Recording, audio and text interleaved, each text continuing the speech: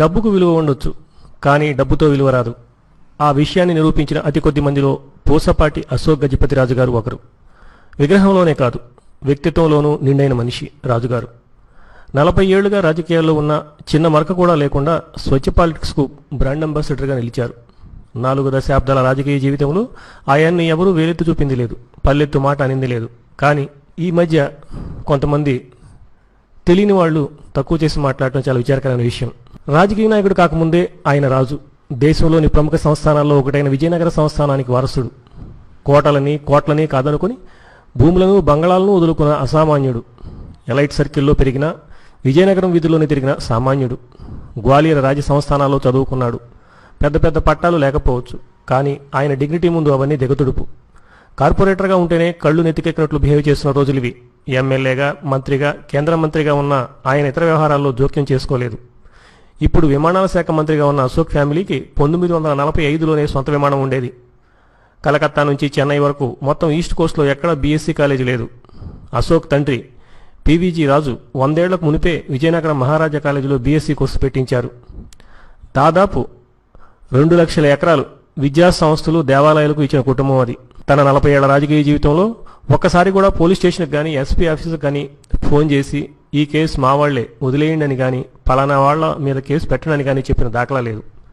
MRO నుంచి collector వరకు ఎవరికీ ఫోన్ చేసి అవుట్ ఆఫ్ ద వే పని చేయమని ఒక్కసారి కూడా అడగలేదు. పనులు చేసి పెడితేనే మనవాడు అనుకునే రాజకీయంలో జనం ఆయన్ను ఓసారి ఓడించారు. చివరకు తమ తప్పు తాము తెలుసుకున్నారు. తప్పితే రాజుగారు తన వైఖరి ఏ రోజు తప్పలేదు. గల్లీ లీడర్లు కూడా ఫార్చునర్లు, ఎండీవర్లు వాడుతుంటే ఆ గర్భశ్రీమంతుడైన ఆయన నానో కారులో తిరిగేవారు. ముందు వెనక పైలట్లు కూడా అవసరం లేదు. సీటు బెల్ట్ పెట్టుకుని సెల్ఫ్ డ్రైవింగ్ చేసుకుంటూ ఉంటారు. వ్యక్తి స్వామ్యం ఎక్కువగా ఉండే ప్రాంతీయ పార్టీలో ఉన్నా కూడా ఆయన విలువ ఏమాత్రం తగ్గలేదు. పార్టీ వ్యవహారాలకు సంబంధించి చంద్రబాబు రాష్ట్రం అంతా ఆదేశిస్తారు, కానీ విజయనగరంలో పాటిస్తారు. కొన్ని సందర్భాల్లో పార్టీ స్థానిక నాయకత్వం ఎక్కడన్నా అభ్యంతరం చెప్పినా అశోక్ చెప్పినట్టు చేయండి అంటారు. పార్టీ అధినేతకు ఆయన అంటే అంత గౌరవం. రిజల్ట్స్ వచ్చిన వెంటనే కేంద్ర మంత్రిగా ఆయన ప్రకటించగానే అంతా సైలెంట్.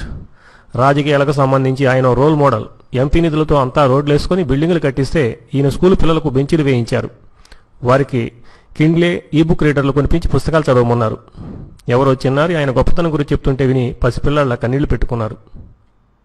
అశోక్ తన కారును తానే స్వయంగా కడుక్కుంటారు. ఓసారి ఆయన కారు కడుక్కుంటే చూసిన గన్మ్యాన్, అదేంటి సార్ మీరు చేస్తున్నారు, మేమున్నామంటూ వస్తే మీ డ్యూటీ మీరు చేయండి అని పంపేశారు. కేంద్ర కేబినెట్ మంత్రి అయినా ఆయనలో ఏ మార్పు లేదు. పోయిన వారం విజయనగరంలో తమ విమానంలో మేనేజర్గా పనిచేసి ఆయన షష్ఠిపూర్తికి వెళ్లారు. ఆయన షష్ఠిపూర్తికి అశోక్ దంపతులు, కూతురు వచ్చారు. పార్టీ లీడర్లే కాదు, కనీసం అనుచరులు కూడా లేకుండా వాళ్లే వచ్చారు. వాళ్లది 2 అంతస్తుల ఇరుకు ఇల్లు. మేడ మీద వరండాలో హోమం చేశారు. హోమం పూర్తయ్యే వరకు వరండాలోనే ఎండలో గంటకు పైగా ఉన్నారు.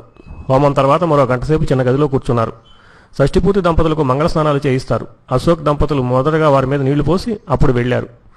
మామూలు ఎమ్మెల్యే కూడా తాను వస్తే ఘనంగా స్వాగతం చెప్పాలి, ఎంతో గౌరవించాలి అనుకుంటాడు. కానీ అశోక్ తన ఉద్యోగి షష్ఠిపూర్తికి మామూలుగా వచ్చి 2 గంటలున్నారు. అది అశోక్ గజపతి రాజు. ఉద్యోగులను గౌరవించడమే కాదు, రూల్స్ తప్పితే అంతే కఠినంగా ఉంటారు. అశోక్ కూతురు చిన్నప్పుడు 6వ తరగతి కోసం విశాఖ వ్యాలీ స్కూల్కి అప్లై చేశారు. అప్పుడు ఆయన రాష్ట్ర మంత్రిగా ఉన్నారు. కానీ వాళ్ళ అమ్మాయికి మెరిట్ లిస్టులో సీట్ రాలేదు. ఆ స్కూల్ కమిటీకి విశాఖ కలెక్టర్ చైర్మన్.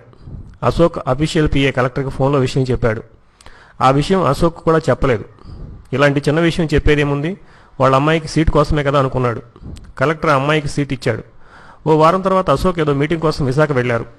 అప్పుడు కలెక్టర్ ఆయన దగ్గరికి వచ్చి, సార్ మీ అమ్మాయికి సీట్ ఇచ్చాం, ఇంకా ఏదైనా ఇబ్బంది ఉంటే చెప్పండి, నేను పర్సనల్గా కేర్ తీసుకుంటానని చెప్పి అశోక్ దగ్గర మార్కులు కొట్టేద్దామని అనుకున్నాడు. దాంతో రాజుగారికి అసలు విషయం తెలిసింది. అక్కడే తన పిఏను పిలిచారు. మీరు మీ పేరెంట్ డిపార్ట్మెంట్కి వెళ్ళిపోండి అని చెప్పేశారు. తర్వాత విజయనగరం కలెక్టర్కు చెప్పి ఆయన రిలీవ్ చేసేసి కొత్త పిఏను పెట్టుకున్నారు. అశోక్ స్టేట్లో మినిస్టర్గా ఉన్నప్పుడు ఆయన కూతురుకు మెడిసిన్లో సీటు వచ్చింది. ర్యాంకు కొంచెం ఎక్కువగా ఉండటం వల్ల నిజామాబాద్ మరియు తెలంగాణ జిల్లా కాలేజీలో సీటు వచ్చింది. దాంతో ఆ అమ్మాయి రోజు తమ కారులో హైదరాబాద్ బస్ స్టేషన్కి వెళ్ళి అక్కడ నుంచి ఆర్టీసీ బస్సులో కాలేజీకి వెళ్లేది. ఈ విషయం తెలిసి సీఎం పేషి అధికారులు ఆ అమ్మాయిని సెకండ్ ఇయర్లో హైదరాబాద్ ఉస్మానియా లేదా గాంధీ మెడికల్ కాలేజీకి స్లైడింగ్ తెద్దాము అనుకున్నారు. అందుకు గవర్నమెంట్ ఆర్డర్ ఇస్తే చాలు. అదే విషయాన్ని చంద్రబాబుకు చెప్పారు. అశోక్ అందుకు ఒప్పుకోరని బాబు అన్నాడు. అయితే మీరు ట్రై చేయండి అని చెప్పారు. దాంతో సీఎం పేషి సెక్రటరీ అశోక్తో మాట్లాడారు. దానికి అశోక్ స్పందిస్తూ, హైదరాబాద్ కాలేజీలో చదవాలంటే మా అమ్మాయి ఇంకా మంచి ర్యాంకు తెచ్చుకోవాల్సింది, తెచ్చుకోలేదు కాబట్టి అక్కడే చదవనియండి అంతే అనేశారు. ఇప్పుడు కేంద్ర మంత్రిగాను అంతే. విమానంలోకి లైటర్తో వస్తే నన్ను పట్టుకోలేదంటని విమానాశ్రయ సెక్యూరిటీకి షాక్ ఇచ్చారు. దాదాపు దివాళాలో ఉన్న యావియేషన్ దారికి తెచ్చారు. తన సొంత ఊరిలో అంతర్జాతీయ విమానాశ్రయం వస్తున్న రూల్స్కు విరుద్ధంగా ఒక్క పని చేయలేదు. అవుట్ ఆఫ్ ద వే అనే డిక్షనరీలోనే లేదు.